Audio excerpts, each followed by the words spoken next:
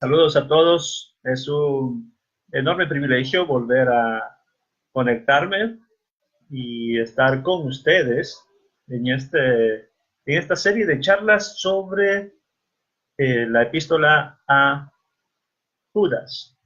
Como algunos recordarán, estamos teniendo unas charlas de versículo tras versículo en el libro de Judas. En esta ocasión vamos a hablar de los versículos 11 al 13, que la verdad es un poquito atípico dentro de la narración de Judas. Bueno, primero recordemos un poco, recordemos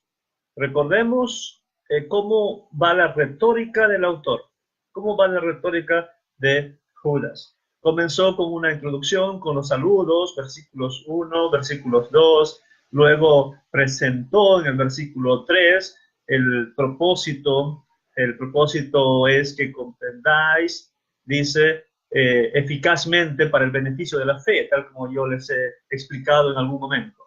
El propósito de Judas es que sus lectores, sus oyentes, contiendan eficazmente con el único objetivo de que la fe sea victoriosa. Pero ¿cuál fe?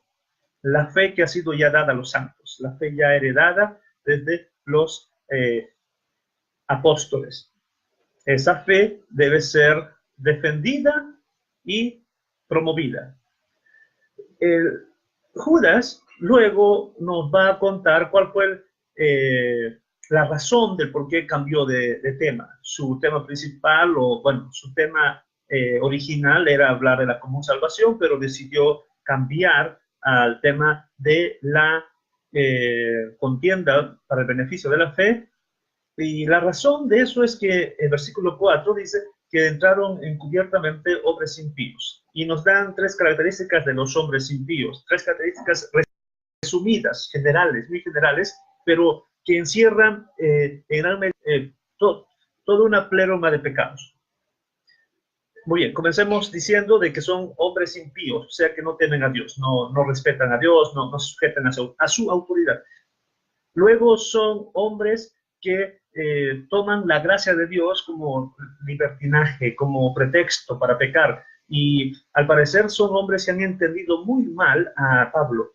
El apóstol Pablo hablaba de la gracia versus la ley. Y estos han entendido mal al apóstol Pablo, pensando que ya no se debe obedecer la ley, o sea, ya no se debe buscar la santidad, sino la gracia de Dios cubre todos los pecados y se puede cometer pecados. La tercera característica de estos infiltrados es que no reconocen o, como dijera Judas, niegan la soberanía de Cristo. Dice el texto bíblico que niegan a Jesucristo, nuestro Señor y soberano. Ellos niegan que Jesús sea Señor, que sea Dios. Muy bien.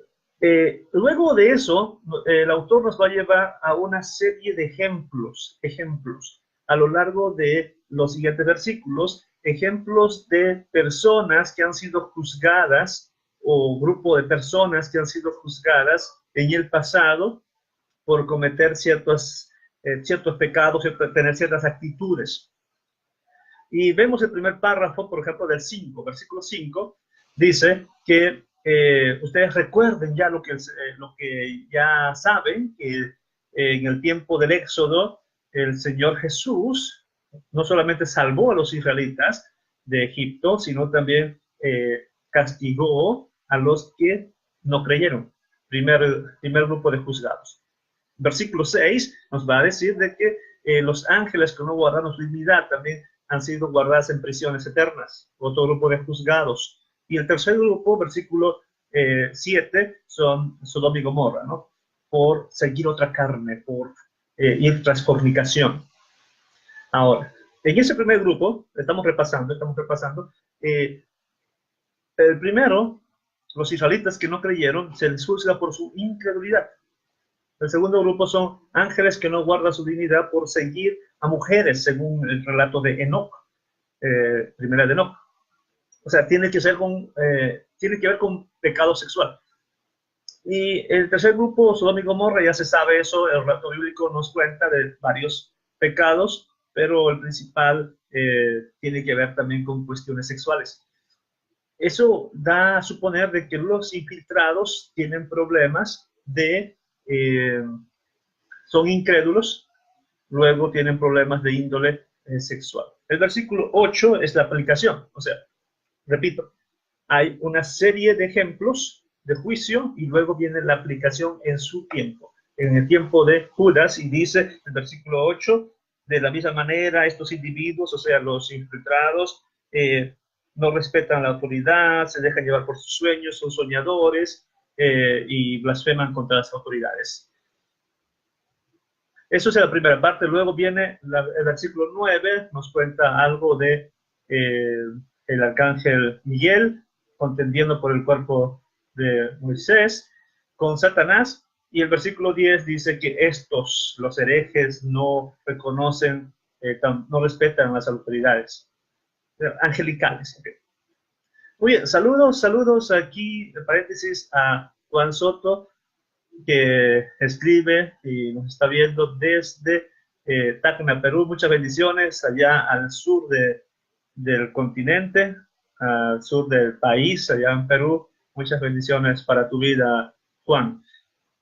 Volvamos a considerar esta retórica del autor. O sea, nos está contando, nos está presentando ejemplos y aplicación, ejemplos y aplicación, ejemplos de juicios o ejemplos de algunas actitudes y su aplicación para el tiempo que escribe Judas. Pero entramos ahora a los versículos 11, versículos 11 al 13. Y aquí voy a leer y luego vamos a comentar. Voy a leer en esta traducción. No se preocupen, se puede, tengo todas las traducciones posibles aquí, pero esta es la nueva traducción viviente y voy a usar esta en la lectura. Dice el versículo 11, perdón. ¿Qué aflicción les espera? Pues siguen los pasos de Caín, quien mató a su hermano. Al igual que Balaam, engañan a la gente por dinero. Y como Coré perecen en su propia rebelión.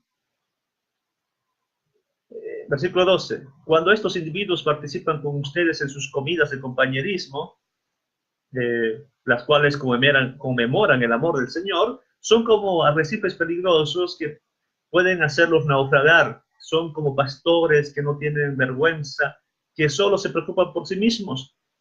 Son como nubes que pasan sobre la tierra sin dar lluvia. Son como árboles en el otoño doblemente muertos, porque no dan fruto y han sido arrancados de raíz. Son como violentas olas del mar que arrojan la espuma de sus actos vergonzosos. Son como estrellas que han perdido su rumbo, condenadas para siempre a la más negra oscuridad. Ok, este párrafo tiene una diferencia muy notable con los párrafos anteriores. Y es bueno que ustedes se den cuenta. Repito lo que les estuve diciendo. Judas plantea lo siguiente. Tenemos personajes históricos o situaciones históricas de juicio o de ciertas actitudes y luego una aplicación. Eso lo vemos en versículos 5 al 8 y versículos 9 y 10. Aquí cambia de presentación. En el versículo 11 presenta tres personajes e inmediatamente hace la aplicación. Versículos 12 al 13 hace una aplicación mayor. Ahí hay una diferencia. Vamos a comenzar con la primera palabra. Un paréntesis. Saludos a Ronald Leonardo Morales desde Arequipa. Saludos, Ronald. Saludos a Mirta, ahí en donde estén. El Señor los bendiga grandemente. Y ánimo con los proyectos que tienes, especialmente los estudios. Muy bien. El versículo 11. En el versículo 11 comienza con una palabra muy peculiar, que en la Reina Valera 60 dice, ay de ellos, ay de ellos. Y en esta traducción dice, ¿qué aflicción les espera? Bueno, la palabra griega para ay es es uay, uay. Es una expresión de lamento. Y esa palabra está, es muy frecuente en la Biblia. Bueno, muy frecuente para ser gramaticalmente una interjección. Aparece muchas veces en el Antiguo Testamento, la palabra, cuando se traduce a la Septuaginta, aparece varias veces, y también en el Nuevo Testamento. En esta concordancia que estoy ahorita verificando, me dice que la palabra aparece en 98 versículos. Y si ustedes recuerdan, cuando Jesús dice, por ejemplo, en Mateo 18:7, Mateo 23, especialmente el capítulo 23 de Mateo, dice, ay de vosotros fariseos, ay de vosotros escribas, ay, ay. Esto es una expresión de lamento.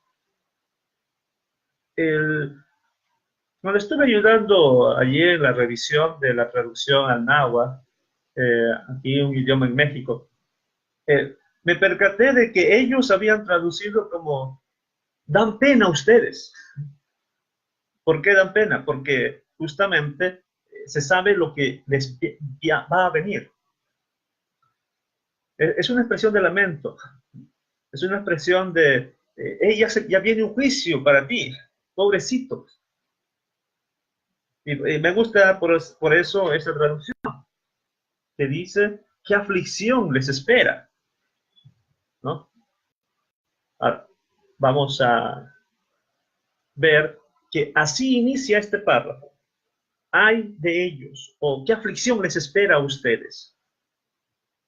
Y finaliza el párrafo con, vamos al versículo 13. Si ustedes tienen su Biblia allí, o bueno, si no, simplemente escuchen.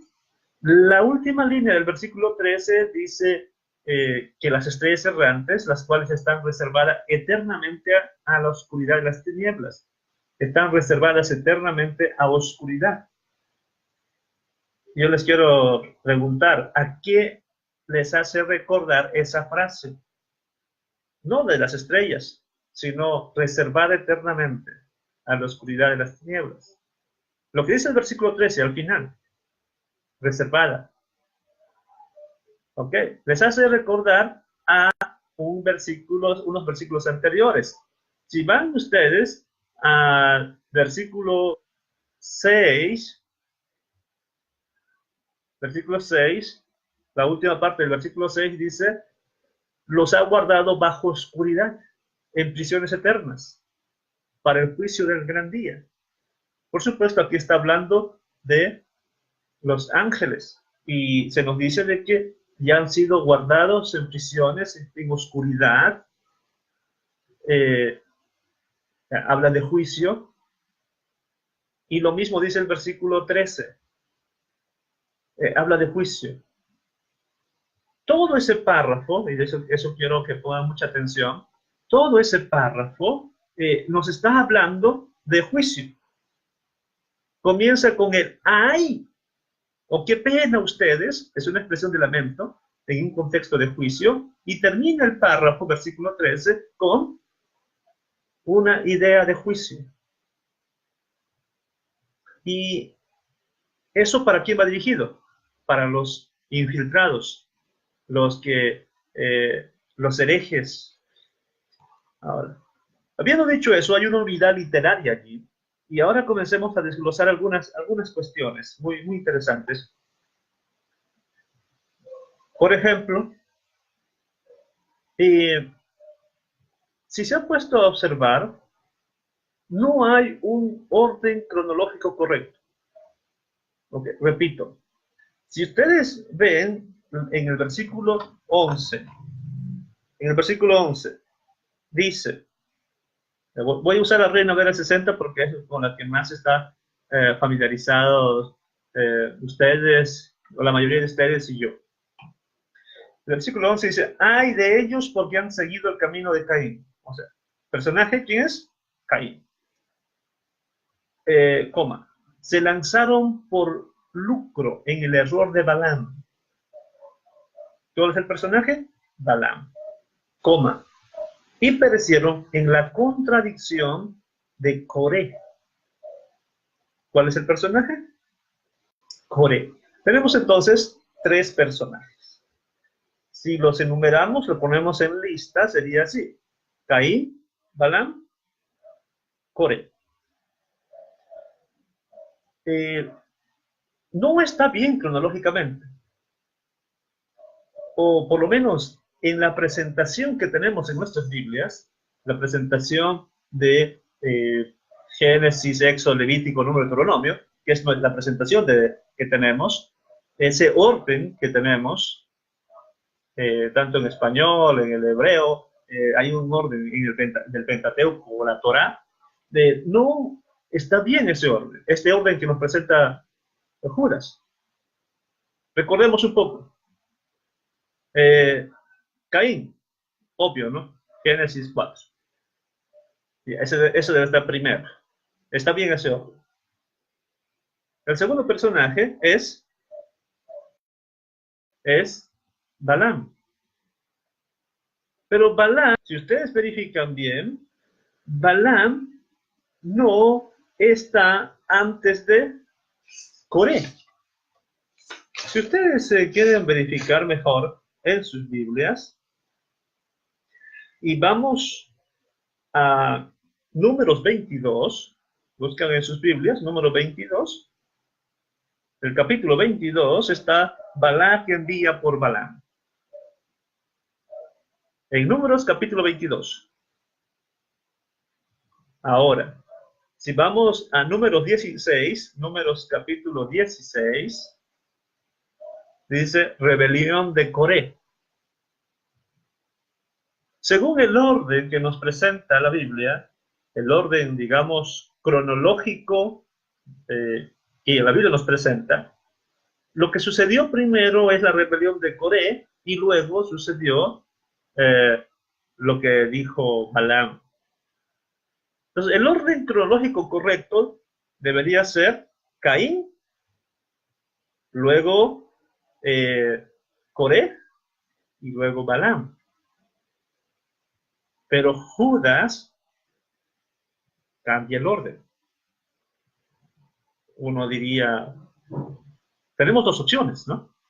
Uno, Judas se equivocó, o Judas tuvo una intención al cambiar el orden cronológico. Y es bueno pensar de que tuvo una intención retórica, tuvo una intención para que el clímax llegue hasta Coré, como digamos el punto más negro de estas 3 historias. Muy bien, paréntesis. Saludos, Josué, Josué Ramiro, aquí en Tapachula, director de la Prepa ECA, donde tengo el privilegio de ser profesor de valores. Saludos, Dios te bendiga, Josué. Cierro paréntesis. Ok. Pensemos entonces en una intención de Judas. Va a llevar que el punto más grave de estos 3 personajes es Coré. Bueno, volvamos a nuestro asunto. Volvamos a nuestro asunto. ¿Qué hizo Caín? ¿Qué hizo Balaam? ¿Qué hizo Coré? Muy bien. Según el texto bíblico de Judas, comencemos con Judas y luego podemos comparar con la referencia bíblica y extrabíblica. En Judas, vamos al versículo 11 de Judas, se nos va a decir, han seguido el camino de Caín. El camino. ¿Cuál es la idea de camino? Camino no se refiere a la senda, la ruta física que andó Caín, sino que esto es una figura. Esta es una figura y se refiere al estilo de vida. Algo que Caín hizo o algo de lo que se cree que Caín hizo o dijo, también es practicado por los herejes, por los infiltrados. Un estilo de vida, seguir el estilo de vida. Ahora, si vamos al material bíblico, tenemos que remitirnos a justamente Génesis 4. Y lo que tenemos allí es simplemente que Caín mató a su hermano, ¿no? Eso lo sabemos. Caín mató a su hermano.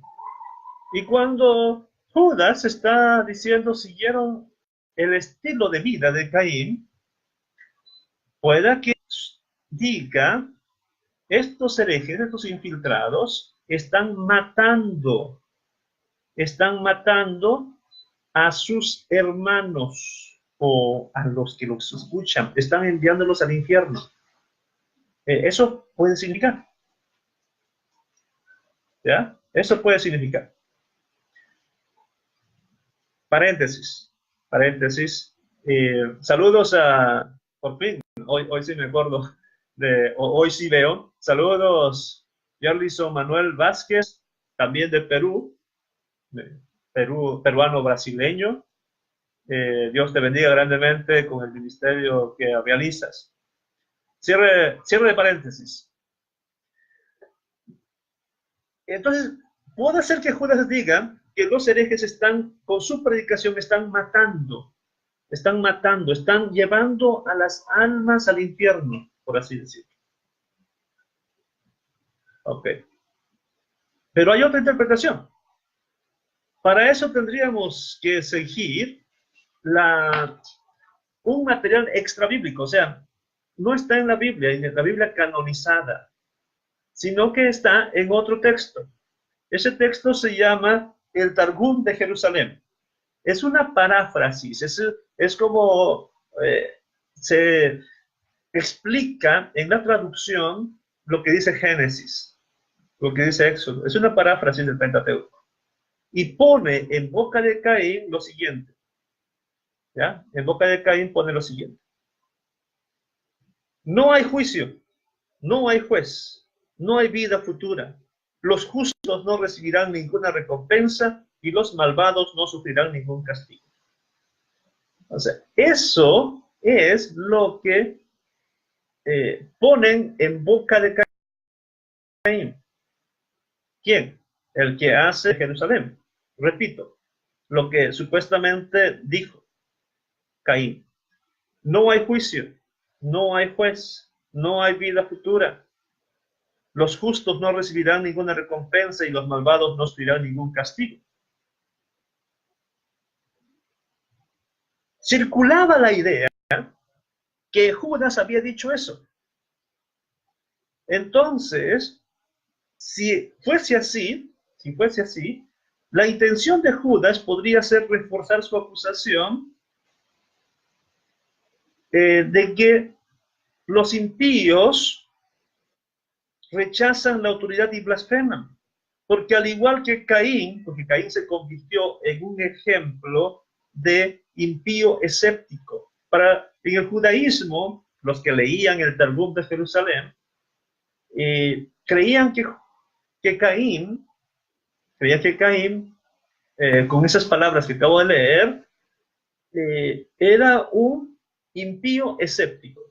O sea, no teme a Dios y no cree que va a haber juicio. O sea, hay que hacer lo que se nos dé la gana.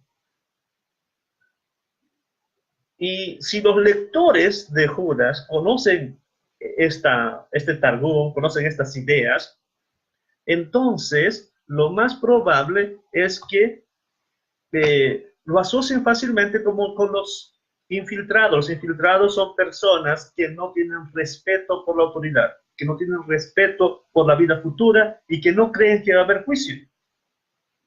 Pero se equivocan. Va a haber juicio. Y de eso se trata el libro de Judas. Bueno, no es el todo, pero muchos de los versículos del libro de Judas trata justamente de juicio. Repito, versículo 5. Juicio a los que no creyeron en el desierto, allí en el Éxodo. Versículo 6. Juicio a los que, los ángeles que no guardaron su dignidad. Versículo 7. Juicio a Sodoma y Gomorra. Y ahorita, versículos 11. ¡Ay de ellos! Versículo 13 habla de juicio. Versículo 14 y 15 va a citar una profecía de Enoc que habla también de juicio. Entonces sí va a haber juicio. Va a haber juicio tras la muerte. Bueno, pasemos a otra parte. Ya no el camino de Caín. Ahora sí el lucro de Balaam. Dice, y se lanzaron por lucro en el error de Balaam. Bueno, la historia lo sabemos, ¿no? Una historia muy, muy divertida con la burra de Balaam, que ella sí pudo reconocer al ángel que estaba para adelante. Sabemos que la burra habló. Sabemos cómo Balaam quería maldecir al pueblo de Israel y en vez de maldecir le salían bendiciones. Y como el rey Balac, el que lo contrató, y le dio buena paga porque pagó su viaje desde el extranjero, y luego le aumentaba el precio, ¿no? Ahora sí blasfema, puedes maldecir, vamos a otro lugar.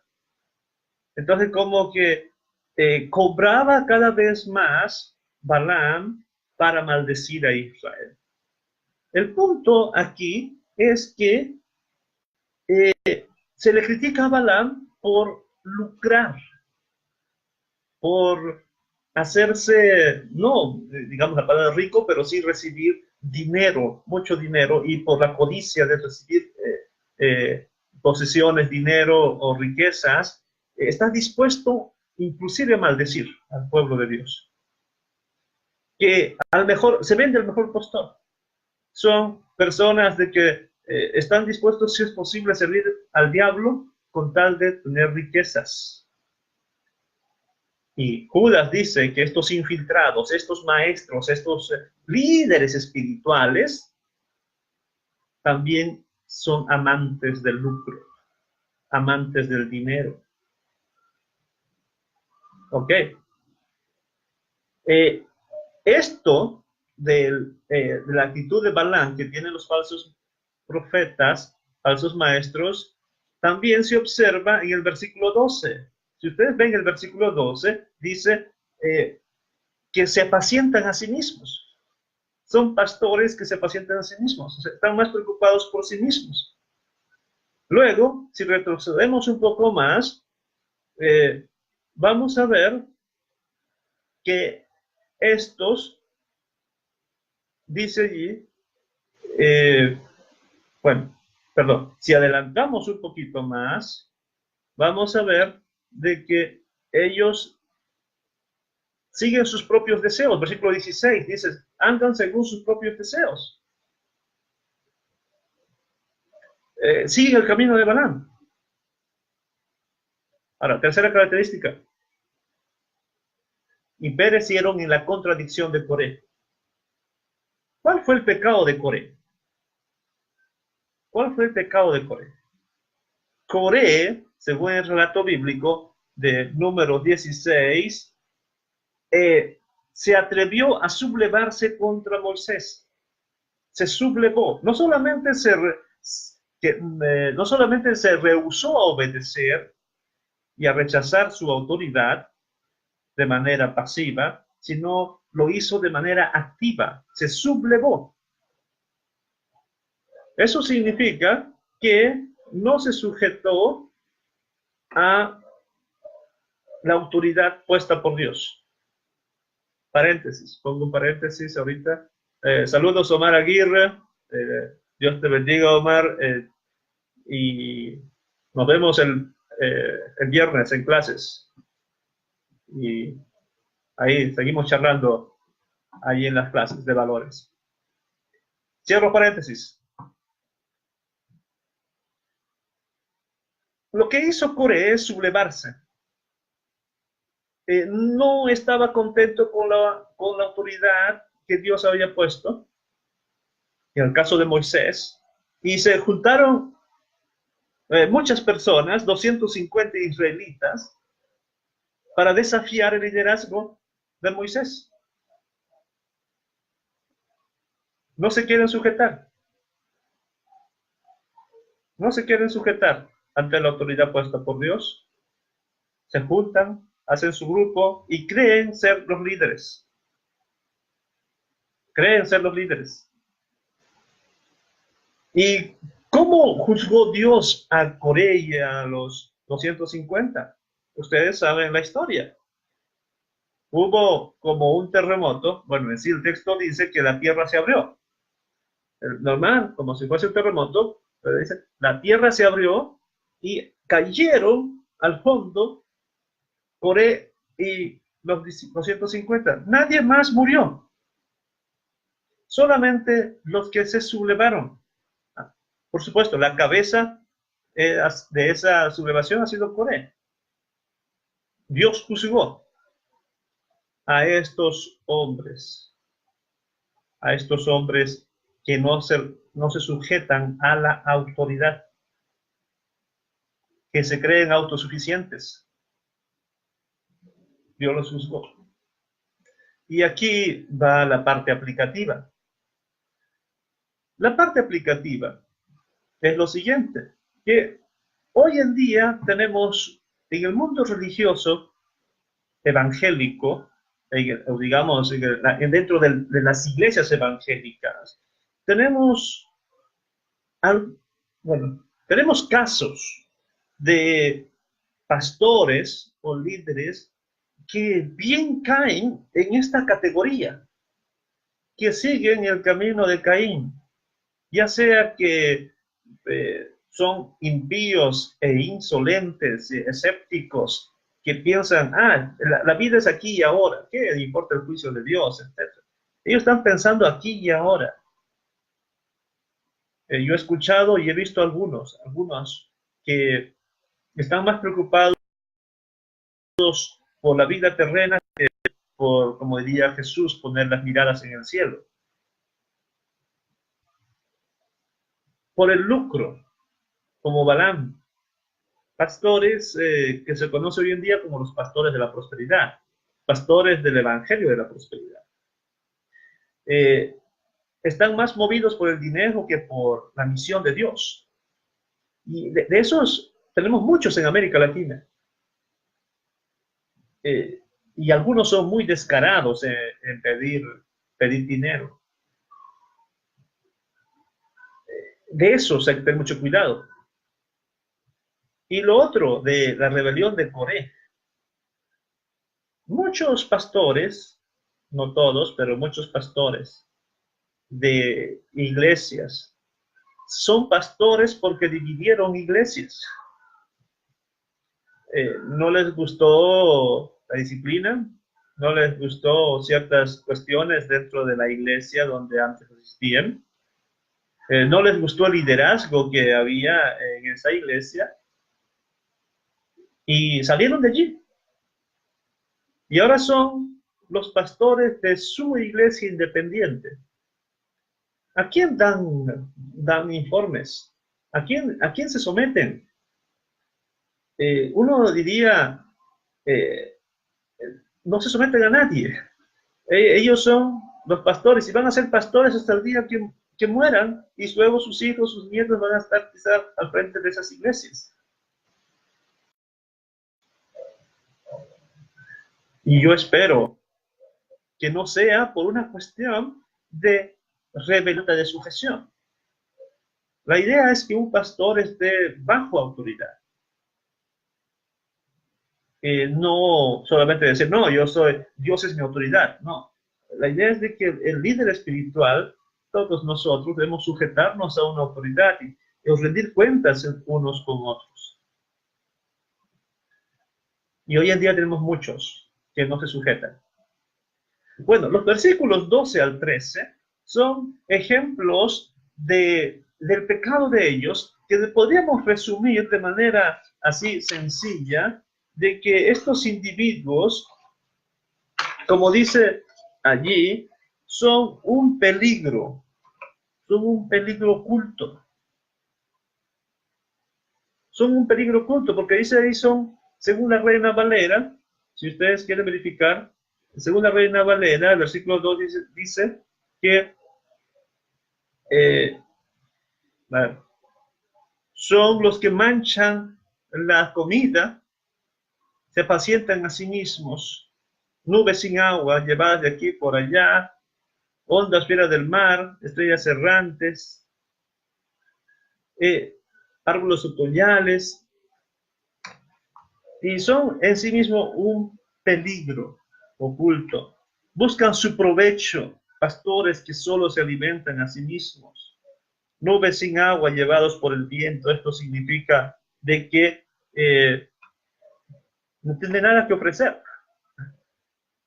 No ofrecen lo que deberían dar como hijos de Dios. Árboles sin fruto, doblemente muertos, porque no dan fruto y son árboles otoñales que van cayendo siempre sus hojas. Estos son ejemplos de lo mal que son estos infiltrados. Y a ellos se les viene el juicio. Y quiero concluir diciendo esto. Quiero concluir esta charla diciendo, hay de ellos. Y se les viene un juicio a ellos. Ustedes, mis amados hermanos y hermanas que quieren seguir aprendiendo de la Biblia, quieren aprender más de depender de Dios, deberían saber entonces de que seguir a falsos maestros o seguir a personas que tergiversan las escrituras es peligroso. No solamente para los falsos maestros, sino para los que los escuchan. Hay que tener mucho cuidado. En una próxima charla comentaré sobre la profecía de Enoc. Yo los espero. Yo los espero para seguir charlando, para seguir aprendiendo, reflexionando sobre el orden que el libro de Judas, aunque es pequeño, tiene mucho que enseñarnos. Por supuesto, el tema del Seol, el tema del lugar de los muertos, se va a ver en esa idea de juicio, el lugar de los muertos donde todos los no cristianos hoy en día van. Bueno, mis amados hermanos, muchas bendiciones, ánimo en sus vidas y recuerden que están para ser sal y luz. Bendiciones. Chao.